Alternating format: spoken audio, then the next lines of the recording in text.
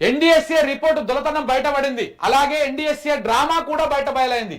L&T రాసిన లేఖతో ఇటు రాష్ట్ర ప్రభుత్వం అటు నేషనల్ డ్యామ్ సేఫ్టీ అథారిటీ పరువు గంగల కలిసినట్టు అయింది. ప్రపంచ వ్యాప్తంగా ఎన్నో ప్రతిష్టాత్మక కట్టడాలు కట్టిన ఎల్ఎన్టీ తెలంగాణలోని కాళేశ్వరం ప్రాజెక్టులో భాగంగా మేడిగడ్డ, అన్నారం, సుందిళ్ల బ్యారేజీలు నిర్మించింది. అయితే ఈ బ్యారేజీలో నిర్మాణ లోపాలు, నాణ్యతా లోపాలు ఉన్నాయంటూ ఎన్డీఎస్ఏ ఇటీవల రాష్ట్ర ప్రభుత్వానికి ఒక సుదీర్ఘమైనటువంటి ఫైనల్ రిపోర్ట్ కూడా ఇచ్చింది. ఈ రిపోర్టును నిర్మాణ సంస్థ ఎల్ఎన్టీ తీవ్రంగా తప్పుపట్టింది. తప్పుపడుతూ నీటిపారుదల శాఖకు సంచలన రేఖ రాసింది. ఎన్డీఎస్ఏ ఇచ్చిన రిపోర్టు అసంపూర్తిగా, ఎలాంటి టెస్టులు చేయకుండానే తయారు చేశారని చెప్పుకొచ్చింది. అంతేకాదు బ్యారేజ్లో పిల్లర్లు ఎందుకు కుంగాయో తెలుసుకోవడానికి టెక్నికల్ పరీక్షలు జరపాలని చెబుతూనే తప్పులు వెతకడము పద్ధతి కాదని లేఖలో పేర్కొన్నది. ఎన్డీఎస్ఏ ఫైనల్ రిపోర్ట్ లో చాలా తప్పులు, అసత్యాలు ఉన్నాయి. అవన్నీ సవరించుకొని కొత్త రిపోర్టు ఇవ్వాలని డిమాండ్ చేసింది. ఎల్ఎన్టీ డిమాండ్ కూడా సబబుగానే కనిపిస్తుందని చెప్పేసి ఇరిగేషన్ ఎక్స్పర్ట్ చెప్తున్నారు. ఒకవేళ నిర్మాణ లోపాలు, నాణ్యతా లోపాలు ఉంటే కుంగుబాటు ఒక్క 7వ బ్లాక్ లోనే ఎందుకు సంభవించింది? అన్ని బ్లాకుల్లో రావాలి కదా అన్నది ఇక్కడ ఇరిగేషన్ ఎక్స్పర్ట్స్ అనుమానం. సో దీన్ని బట్టి తేలుతున్నది ఏంటంటే, నీటిపారుదల రంగ నిపుణులు వీరమల్ల ప్రకాష్ చెప్తున్నట్టు ఏదైనా విధ్వంసకర చర్య జరిగి ఉండవచ్చన్న అనుమానాలు బలంగా వినిపిస్తా ఉన్నాయి. ఎన్డీఎస్ఏ రిపోర్టు, దానికి కౌంటర్ గా ఎల్ఎన్టీ లేఖలు, ఇవన్నీ చూస్తుంటే ప్రకాష్ గారు చెప్పిన ఏదైనా బాంబు థియరీ ఉండవచ్చు అనేటువంటి అనుమానాలు కూడా తెలంగాణ ప్రజల లోపల అనుమానాలు వ్యక్తమవుతాయి. నిజంగా కూడా ఈ బ్యారేజ్ కుంగలేదు, సహజంగా వచ్చినటువంటి ప్రమాదం కాదు ఇది. ఎవడో ఏదో దుర్మార్గుడు, నీచుడు, ఒక అమ్మకు ఒక అయ్యకు ఉంటున్నటువంటి వాడు చేసినటువంటి పని అది. బరాబర్ చెప్తున్నా, తెలంగాణ బిడ్డలం కాబట్టి మాకు ఇంత కోపం వస్తుంది. మేము బానిసలం కాదు, ఈ తెలంగాణ రాష్ట్రం కోసము, ఈ తెలంగాణ ప్రయోజనాల కోసం కొట్లాడుతున్నాం కాబట్టి. సో కాబట్టి ఇది ఎవడు నోటికి అన్నం తినటోడు, ఎవడు ఇలాంటి పనులు చెయ్యడు. సో కాబట్టి ఎవరో ఏదో దీని వెనకాల కుట్ర దాగి ఉన్నది. ఈ కుట్ర వెనకాల ఉన్నటువంటి దుర్మార్గులు, దుష్ట శక్తులు, నీచ వీళ్ళందరూ ఎవరో తేలాల్సినటువంటి అవసరం కూడా బరాబర్ ఉన్నది. దీని మీద జరగాలి అసలు విచారణ. దేని మీద జరగాలి? దాని మీద జరగాలి. ఎవడు పెట్టిండు, ఏ రకంగా పెట్టిండు, ఎట్టెట్ట బ్లాస్ట్ చేసిరు, ఏమైంది? నిజంగా కూడా మీరు అక్కడికి వెళ్ళి చూడండి. నేను కూడా వెళ్ళినా మేడిగడ్డ బ్యారేజ్కి. మీరు అందరూ కూడా ప్రజలు, మీరు ఒక రోజు ఓ 2,000 రూపాయలు కాదనుకుంటే ఓ కార్ల ఓ 2,000 డీజిల్ కొట్టించుకుంటే పోయి వస్తారు. మీరు పోయి రండి, ఒకసారి చూడండి. ఆ పియర్స్ కుంగితే ఇట్లా దోసకాయ మధ్యలోకి వెళ్ళి కోసి పక్కన వలిగినట్టు అట్లా ఉండదు. ఏదో బలవంతంగా దాన్ని పేలిస్తే, బలవంతంగా అలాంటి చర్యకు పాల్పడితే ఏ రకంగా అయితే పగుళ్ళు వస్తాయో అట్లా ఉన్నది.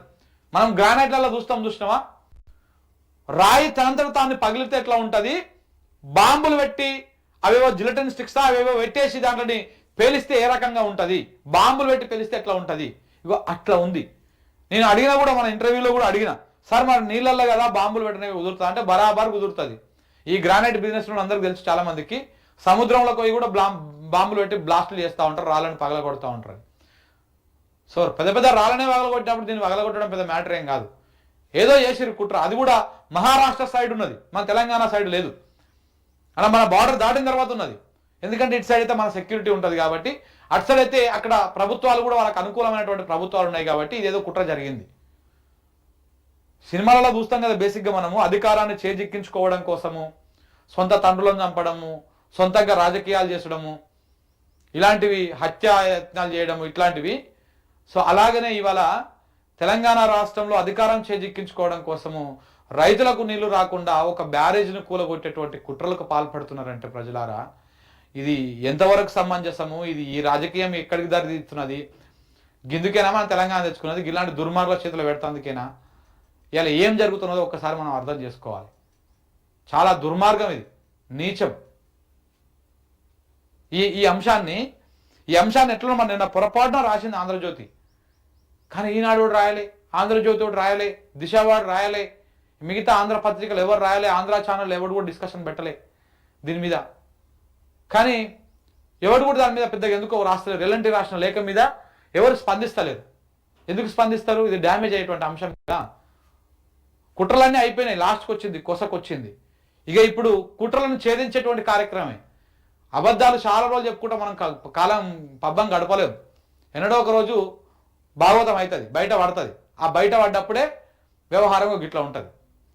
సో కాబట్టి ఈ రకంగా ఎన్డీఎస్ఏని అడ్డం పెట్టుకొని ఈ రకంగా దొంగ రిపోర్టు తయారు చేసుకుంటా మన తెలంగాణలో బ్యారేజ్లు ఉండొద్దు, కట్టలు ఉండొద్దు, ఆనకట్టలు ఉండొద్దు, మన నీళ్లను మనం వాడుకోవద్దు, అన్ని కిందికి పోవాలి, బంకచర్లకు ఎత్తుకపోవాలి, లేకపోతే ఇక్కడ కావేరీ నదికి ఎత్తుకపోవాలి, మన ప్రాజెక్టులన్నీ ఎండిపోవాలి.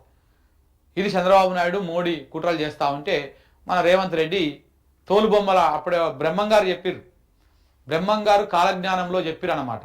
ఏమని చెప్పిర్రు?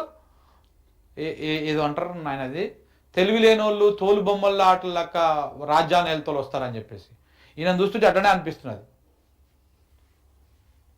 ఇంత దుర్మార్గమైనటువంటి వ్యవహారం నడుస్తున్నది. నేను ఈ అంశం మీద ఇంకా కొంతమంది నీటిపారుదల శాఖ ఎక్స్పర్ట్స్ ఎవరైతే ఉన్నారో ఇంకా కొంతమందితో కూడా నేను మాట్లాడించేటువంటి ప్రయత్నం చేస్తాను మిత్రులారా. ఇవాళ రేపట్ల అవి కూడా మీ ముందు తీసుకొస్తా, తప్పకుండా వదిలిపెట్టేదే లేదు. ఇది తేల్చాలి, ఇది ఏడుకొక దగ్గరికి తేల్చాలి. దీన్ని ప్రజలను తప్పుదోవ పట్టించి ఈ రకంగా చేస్తే 100% వదిలిపెట్టద్దు దీన్ని.